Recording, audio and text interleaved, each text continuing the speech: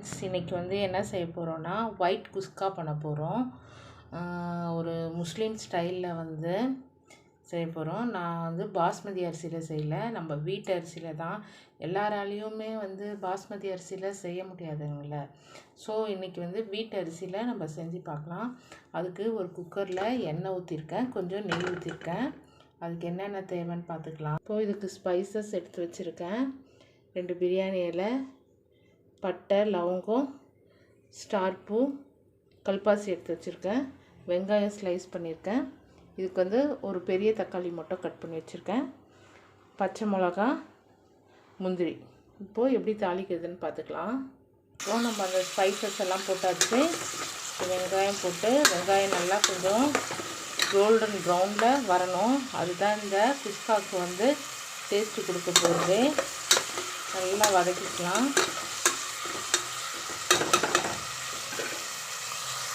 இப்போது இந்த அளவு வதங்குது. இப்போ இந்த டைமில் பச்சை மிளகா போட்டுக்கலாம். அதுக்கப்புறம் கொஞ்சம் முந்திரி. இது ஆப்ஷனல் தாங்க, நீங்கள் இருந்தால் போடுங்க, இல்லைனாலும் நல்லா தான் இருக்கும். இது போட்டு ஒரு நல்ல கிளறிட்டு கொஞ்சம் இஞ்சி பூண்டு சேர்த்துக்கலாம்.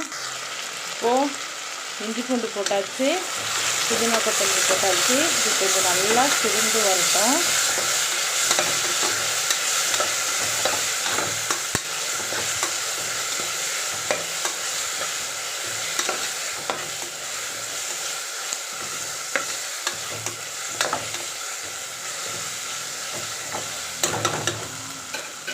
இப்போது நம்ம தக்காளியை போட்டுக்கலாம். ஏன்னா ஃபஸ்ட்டே தக்காளி ஆட் பண்ணக்கூடாது, ஏன்னா கலர் சேஞ்ச் ஆகிடும்ல, அதனால் ஃபஸ்ட்டே ஆட் பண்ணக்கூடாது. இப்போது இந்த ஸ்டேஜில் நம்ம தக்காளி ஆட் பண்ணிக்கலாம். இப்போது இதில் கொஞ்சம் தயிர் ஆட் பண்ணிக்கலாம்.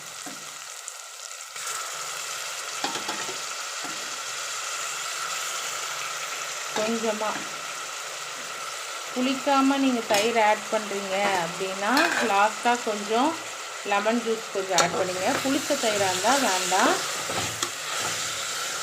இது நல்லா மிக்ஸ் பண்ணிவிட்டு இதில் கொஞ்சம் கரம் மசாலாவும் உப்பும் ஆட் பண்ணிக்கலாம். இப்போது கரம் மசாலாவும் உப்பும் ஆட் பண்ணியாச்சு. ஒரு மிக்ஸ் பண்ணிக்கிட்டு நான் அரிசி இதிலே போட்டுருவேன். ஏன்னா இப்போ இது பொன்னி அரிசி எடுத்திருக்கோம். ஸோ இந்த எண்ணெயில் நம்ம வதக்குறப்போ அது உதிரி உதிரியாக இருக்கும். போட்டு பார்க்கலாம். அரிசி போட்டாச்சு, ஒரு கிளறிக்கலாம்.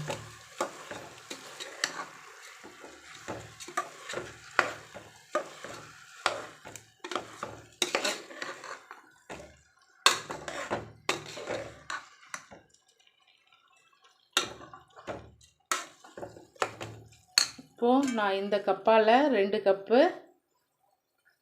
தண்ணி ஊற்றிருக்கேன். இதில் 1 கப்பால் நான் அரிசி எடுத்தேன்.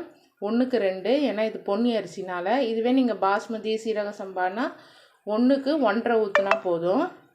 ஸோ இது தண்ணி நம்ம அளந்து ஊற்றிக்கலாம்.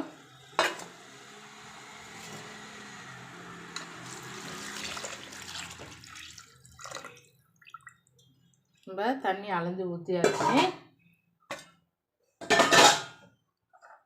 இப்போ இந்த ஸ்டேஜில் நம்ம உப்பு காரம் பார்த்துட்டு ஒரு 2 விசில் வச்சு எடுத்துக்கலாம்.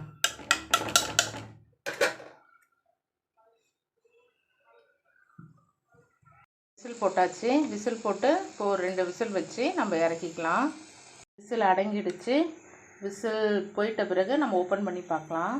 நம்ம ஒயிட் குஸ்கா ரெடி ஆகிடுச்சு. கொஞ்சம் நெய் போட்டிருக்கேன். இப்போ கிளறி பார்ப்போம். பாருங்கள், நம்ம சாப்பாட்டு அரிசியிலே எவ்வளோ உதிரி உதிரியாக வந்திருக்கு.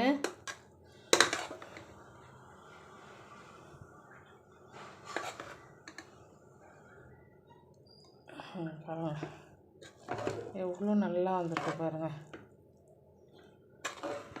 மறக்காமல் நீங்களும் உங்கள் வீட்டில் கண்டிப்பாக ட்ரை பண்ணுங்கள். இப்போது சம்மர் ஹாலிடேனால் பசங்கள்லாம் வீட்டில் இருப்பாங்க. இந்த மாதிரி டிஃப்ரெண்ட்டாக செஞ்சு கொடுக்கும்போது பசங்களுக்கு சாப்பிட இன்ட்ரெஸ்ட்டாக இருக்கும், நம்மளுக்கும் ஈஸியாக இருக்கும் அவங்கள சாப்பிட வைக்க. நீங்களும் மறக்காமல் ட்ரை பண்ணுங்கள் ஃப்ரெண்ட்ஸ். ஓகே, நம்ம நெக்ஸ்ட் வீடியோவில் பார்ப்போம். மறக்காமல் நம்ம சேனலை சப்ஸ்கிரைப் பண்ணி வச்சுக்கோங்க. ஷேர் பண்ணுங்கள், கமெண்ட் பண்ணுங்கள் ஃப்ரெண்ட்ஸ். பாய்.